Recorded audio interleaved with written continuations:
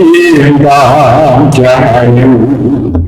Aku ngantoni padamu marang kowe angkasa minas sentakoke pawartamu janji-janji aku cahayu.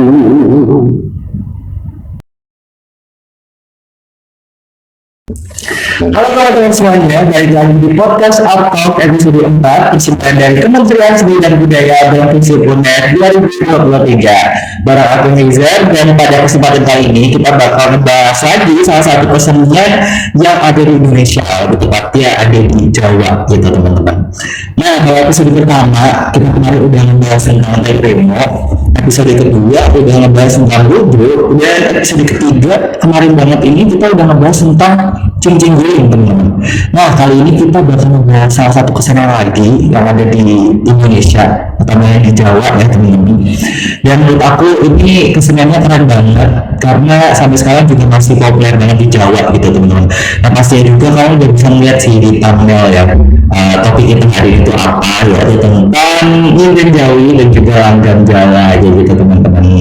Oke, tamu kita hari ini juga cukup spesial banget sih teman-teman, karena beliau ini juga salah satu penekun di bidang yang kita bahas hari ini, yaitu langgam Jawa dan juga seni Jawi itu teman-teman. Dan mungkin buat teman-teman nanti yang pengen belajar bisa simak sampai akhir karena kita hari ini bakal tuntas tentang sinden dan juga langgam Jawa gitu. Oke, langsung aja kita perkenalkan tamu kita pada hari ini, yaitu ada Mas Aditya dari Antropologi 2022 teman-teman.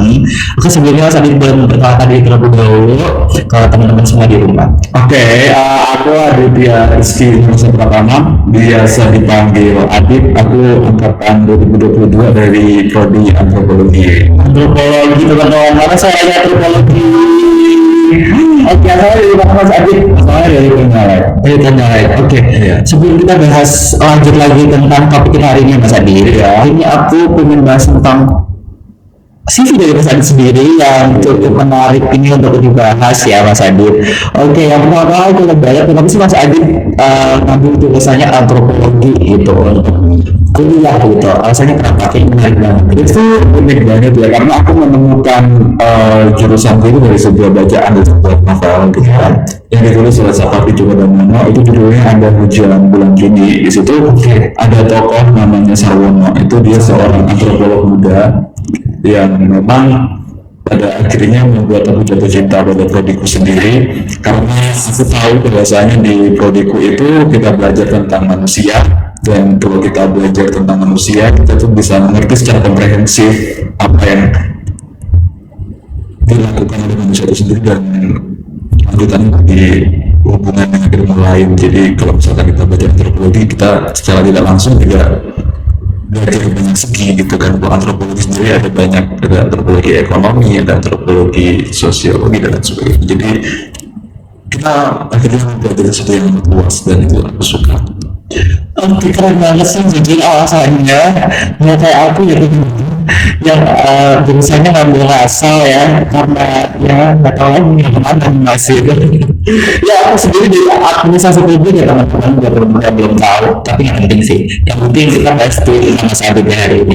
Oke, aku juga ingin bahas nih, aku sangat dari penghargaan dan juga prestasi dari Mas Adit ini cukup banyak teman-teman. Jadi kita bahas satu apa ya Mas, biar teman-teman di rumah juga bisa lebih kenal dan tahu ini penghargaan prestasi dari Mas Adit sendiri gitu, karena cukup membanggakan, sangat membanggakan gitu, apalagi untuk orang tua beliau ya teman-teman gitu. Yang pertama ini ada pengikut lomba penulisan sejarah lokal Dinas Kebudayaan dan Pariwisata Provinsi Jawa Timur tahun 2021, benar ya Mas? Iya. Yang mendapatkan urutan ke-19 dari 35 besar naskah sejarah lokal. Bisa diceritakan Mas itu gimana?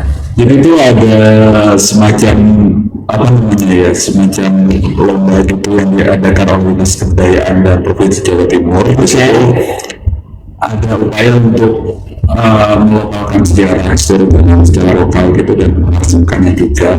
Jadi di situ dicari arsip sejarah yang berkaitan dengan kedaerahan, dan di situ aku menulis tentang tari kelipang, itu tentang sebuah simbol perlawanan di era kolonial di Probolinggo, dan naskahku terpilih dari beberapa naskah. Jadi yang di 35 besar dari kehidupan 19 seperti itu.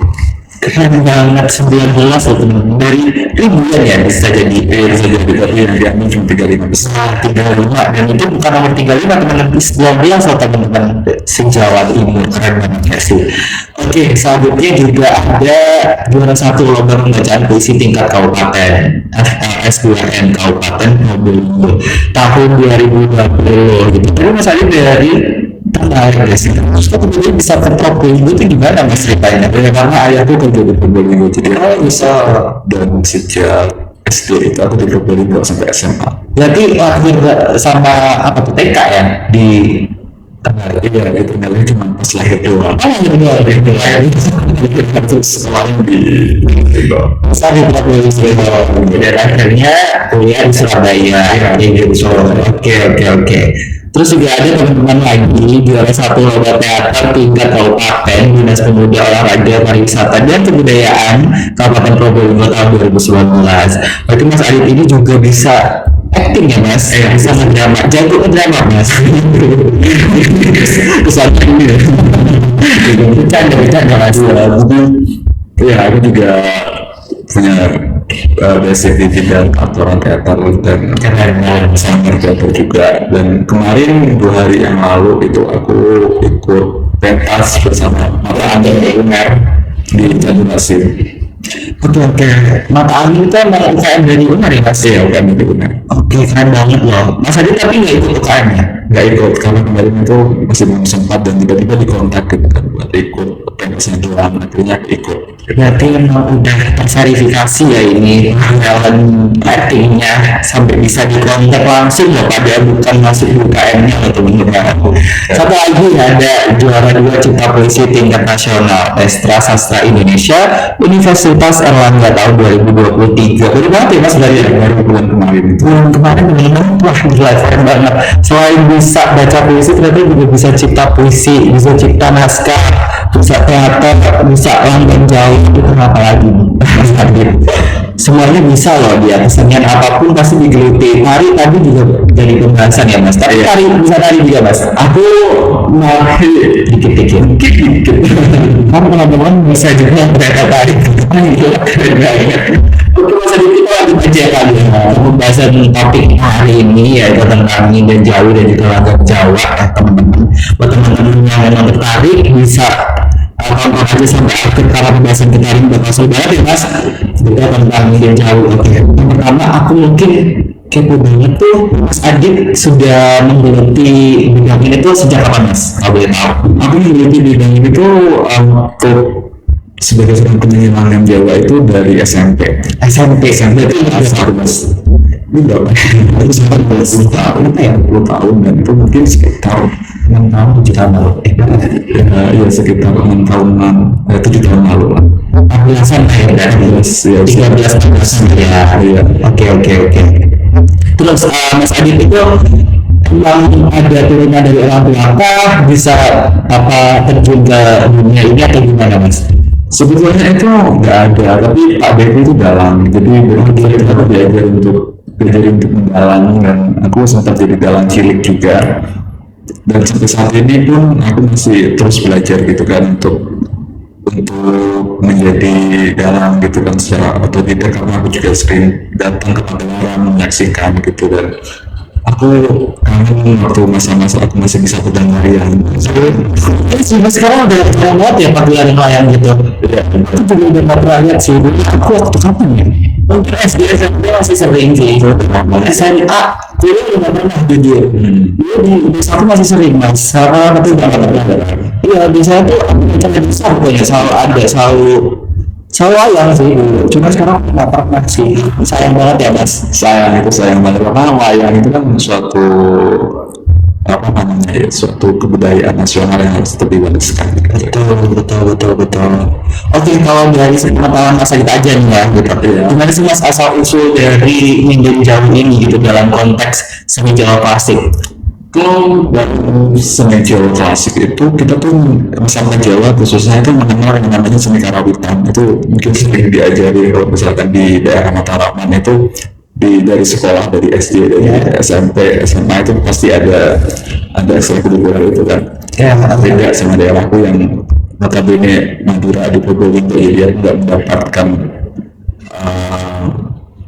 sampai yang benar-benar belajar karawitan gitu. Aku kesulitan mendapatkannya waktu itu. Jadi misalkan kita lihat dari sejarahnya ke belakang, memang karawitan itu menjadi basis daripada misalkan Madura itu sendiri dalam bidang seni. Kalau misalnya di barat itu ada orkestra gitu kan, ada opera dan lain sebagainya. Yang ada di Jawa punya karawitan yang membedakan itu karena nadanya pentatonis itu kan hanya 6 tanda nada, dan itu raja berhasilnya aku lupa.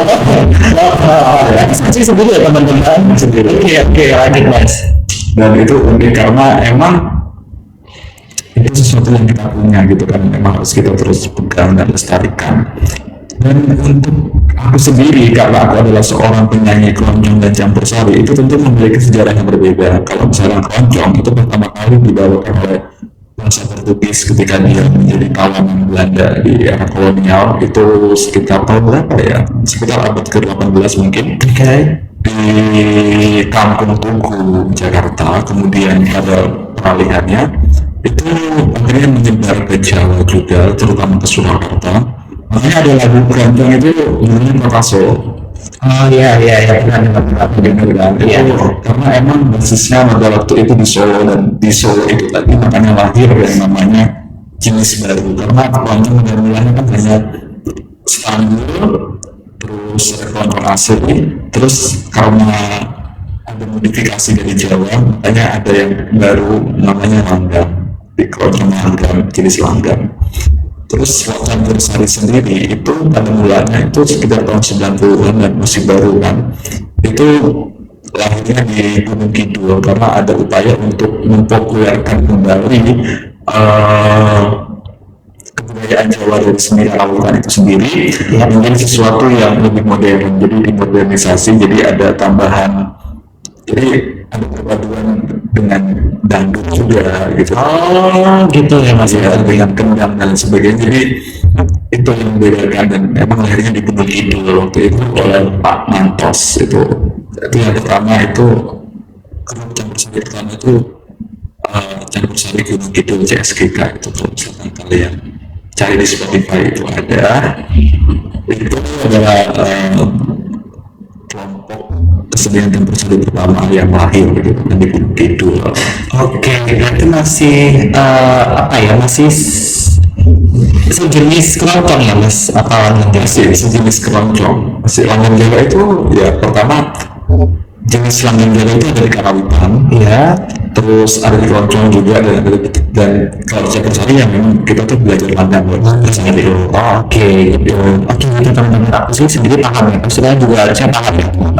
Oke, terus gimana sih Mas perannya gitu dalam masyarakat sehingga jadi suatu kebudayaan yang diwariskan gitu hingga saat ini gitu, dan masih bisa didengar oleh banyak orang kayak gitu.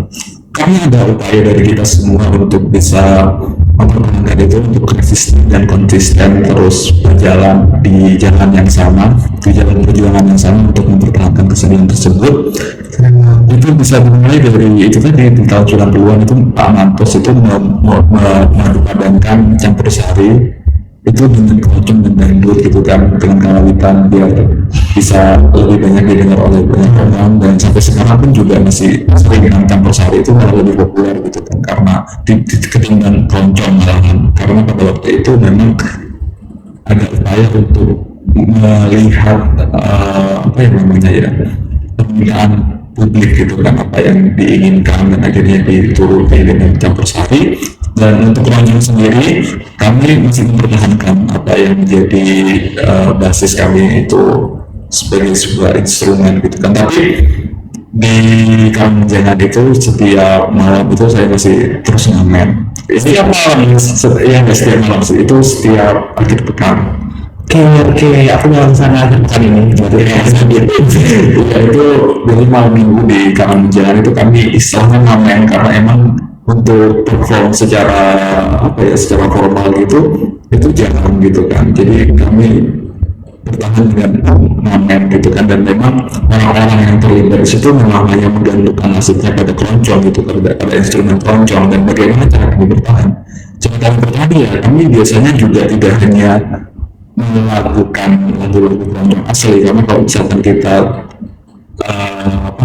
hanya melakukan keroncong-keroncong asli itu mungkin tidak banyak yang tahu dan akhirnya tidak banyak yang lihat gitu kan. Iya mas, lihatnya gitu. Ini kan juga menyanyikan lagu-lagu pop yang dikeroncongkan gitu, lagu-lagu dangdut Jawa gitu kan yang dikeroncongkan Kita pasti ya. kayak gitu. Oke.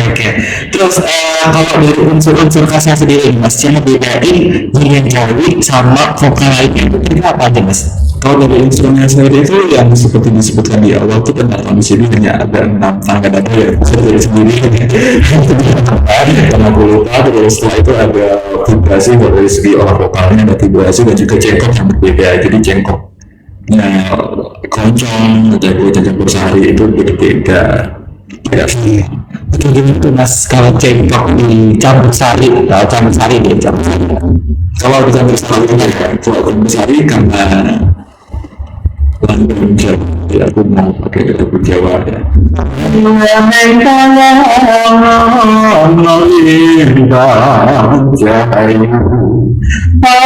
nempani padamu, marah yang kosong minas, sembako di bawah tahu. Wah, iya sih mas, emang beda dari cekok. Aku kedengaran beda kok, sama ganggu dan lain-lain beda ya. Oke. Terus apa sih mas pengalaman dari Mas Adit sendiri gitu dalam presidensi Jawa ini gitu? Terus Mas Adit ini belajarnya otodidak atau gimana mas? Aku untuk kesenian ini itu dulu ikut sanggar sih. Jadi aku campur namanya buku. Iya, awalnya itu campur sari dulu. Ya. Terus setelah itu lama-lama dikenalkan sama keroncong, kayak coba deh belajar keroncong. Gitu. Soalnya keroncong itu kan juga salah satu yang harus dipertahankan gitu kan. Dan biasanya kami juga tidak hanya pakai bahasa Jawa. Kalau di dalam keroncong itu kebanyakan bahasa Indonesia. Bahasa Indonesia. Jadi coba kita belajar dan akhirnya awalnya kesulitan karena keroncong itu lebih sulit daripada campur sari. Oh gitu ya. Sulit daripada langgam Jawa. Kesulitannya gimana mas bedanya? Kesulitannya itu ya di dalam cengkok itu ketika ada perbedaan, terus bagaimana cara kita menyesuaikan suara dengan nada itu juga lebih sulit. Oke. Lebih klasik lah dalam keroncong itu. Terus setelah itu akhirnya dari situ memang ada otodidak ya, tapi itu kan masih belum terbentuk gitu kan, masih jelek banget. Biar dipoles pakai sanggar lah, kita pakai sanggar sama guruku gitu. Oke, berarti awalnya otodidak terus ikut di sanggar ya mas. Berarti sekarang udah ikut banget teman-teman karena udah ikut di sanggar ya mas. Oke, terus berapa besar sih ketertarikan dari Mas Adi sendiri gitu untuk mempelajari dan memfokuskan diri gitu utamanya di lagu Jawa ini sendiri kayak gitu? Untuk kecintaanku tentu kecintaanku terhadap kebudayaan Jawa itu sendiri 10/10, tapi 10 teman-teman. tapi kalau misalkan untuk menggeluti bidang ini itu 9/10, karena 10 masih harus banyak belajar dan ada banyak yang perlu dikoreksi. Oke. Jadi kalau misalkan yang sering aku dengar itu katanya aku terlalu banyak pakai vibrasi gitu, jadi ada beberapa yang harus tidak pakai vibrasi gitu kan. Oh, dari koleksi seperti itu. Koleksi dari siapa tuh mas? Ada netizen kan? Itu ada satu guru-guru yang sini ada. Oh, seorang violis. Oke, kebanyakan suka vibrasi ya mas? Vibrasi atau gimana mas? Iya, karena emang terbiasanya dari kecil sering menggetarkan suara gitu. Oh gitu, menggetarkan suara ya mas?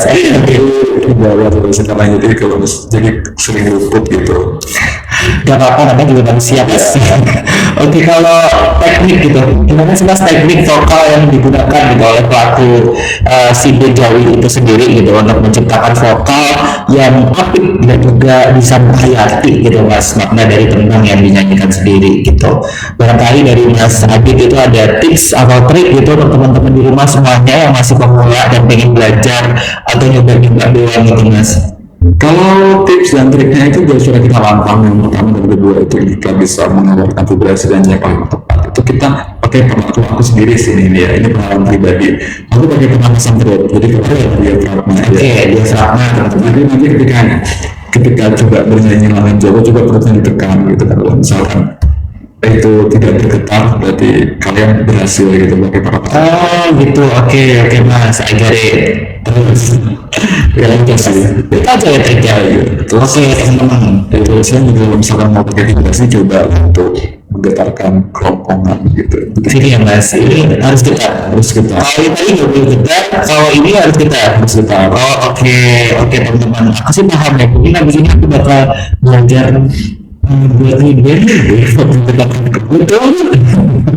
Belajar pernapasan dulu dan juga ini digetarin buat bentuk vibrasi ya. Untuk vibrasi. Oke, kayak gitu teman-teman ya semuanya. Terus menurut Mas Adit sendiri nih ya, meninjau itu apa masih memiliki relevansi nih Mas dalam konteks modern gitu, yang telah mengalami transformasi tertentu gitu untuk menyesuaikan diri dengan zaman sekarang kayak gitu. Iya sih, itu yang cukup sulit dan selalu jadi pertanyaan kita ketika mau meneruskan kebudayaan yang memang sudah terlampau lama dengan zaman kita. Jadi yang paling penting untuk sekarang itu kita tuh boleh pakai pakem gitu kan, tapi kita harus tahu bahwasanya audiens kita berbeda gitu kan. Jadi kita terus harus bisa menyesuaikan diri seperti yang tadi. Jadi kita sering pakai lagu-lagu pop gitu kan untuk ditonjolkan dan lain sebagainya. Dan juga ada lagu-lagu baru di pelanggan Jawa yang liriknya mungkin lebih relevan gitu dengan kondisi masyarakat sekarang, jadi mungkin sering diminati dan disenangi juga gitu. Jadi lebih banyak pengikutnya daripada sebelum-sebelumnya gitu. Oke, berarti itu salah satu cara bertahannya ya Mas. Iya. Emang aku lihatnya dari aku juga pernah nih Mas, beberapa kali lihat pertunjukan sinden gitu, dan emang sinden yang dulu sama sekarang tuh emang malu udahan gitu ya. Aku lihat sendiri ya, kalau dulu kan sinden tuh yang duduk nyanyi ini sih Mas, terus nyanyinya tuh tanpa apa banyak apa goyangan gitu ya, terus lagunya juga lagu Jawa gitu. Tapi yang aku lihat sekarang tuh banyak sinden-sinden yang memang nyanyinya tuh dangdut gitu ya Mas, dangdut atau pop gitu, terus juga goyangannya juga lumayan ini ya Mas. Iya, itu sebenarnya emang juga nggak apa-apa ya Mas, itu emang untuk apa ya, lebih ke apa, modernisasi lah ya Mas di zaman sekarang gitu ya, Tuntutan zaman sih. tuntutan zaman gitu. Oh oke. Terus menurut Mas Adit sendiri gitu, gimana sih Mas perkembangan teknologi sendiri gitu terhadap pertunjukan sinden Jawa ini gitu, dan apakah ada nih upaya untuk menggabungkan elemen-elemen modern itu tanpa menghilangkan esensi tradisionalnya itu Mas? Oke, jadi kalau misalkan dari segi teknologi, kita tuh kan bertransformasi dengan sangat cepat ya. Jadi kita perlu juga dukungan digital gitu. Kan ada banyak upaya kita juga misalkan mempublikasikannya gitu kan. Itu juga perlu digitalisasi gitu. Jadi misalkan kita sedang show di mana terus nyanyi di mana gitu, kita bisa posting gitu di media sosial, dan biasanya aku juga suka lakukan itu gitu. Jadi banyak orang yang lebih kenal, lebih tahu karena kita posting itu di media sosial, jadi akhirnya tersebar luaskan yang begitu cepat gitu kan. Jadi itu sih cara upaya untuk memopularisasikannya, dan banyak yang ada YouTube dan sebagainya, jadi kita bisa gunakan alat-alat bantu tersebut. Berarti masih ada upaya lah ya Mas untuk menghilangkan gitu kesenian ini gitu. Terus dari sisi personal Mas Adit sendiri ini ya Mas, Iya. pernah nggak sih Mas kayak apa ya, mendapatkan suatu bullying atau ejekan gitu lah, kayak dianggap terlalu kuno gitu lah Mas. Kalau zaman sekarang kan orang-orang pengennya kayak kebarat-baratan gitu kan Mas, tapi Mas Adit sendiri kan emang pengen apa ya, menerjuni di dunia kesenian gitu, yang mana udah kuno banget tuh buat anak zaman sekarang gitu. Nah pengen dia dari kesenian-kesenian semacam itu gitu, gimana, pernah nggak sih Mas kayak gitu? Kalau belum pernah aku terima sejauh ini. Jangan ya. yang aku temukan tuh banyak yang support sih. Banyak support, alhamdulillah ya mas. Karena mereka mengetahui hal baru gitu kan, jadi yang belum mereka pernah tahu sebelumnya, dan itu cukup mungkin bikin mereka terkesan dengan kesenian tersebut. Jadi gak ada sih yang aku terima dalam bentuk bullying gitu, yang kebanyakan memang mereka support banget. Oke, berarti anak muda istri Mas Adit ini emang kesadaran tentang kebudayaan kesenian itu udah tinggi juga ya Mas, enggak yang kayak anak muda lainnya yang pengen ke barat-baratan atau pengen ya kayak Mas Hakimi gitu lah ya Mas. Apalagi sekarang Mas Adit juga di kuliah di antropologi gitu, emang teman-temannya juga bergerak di bidang yang sama gitu ya Mas. Iya.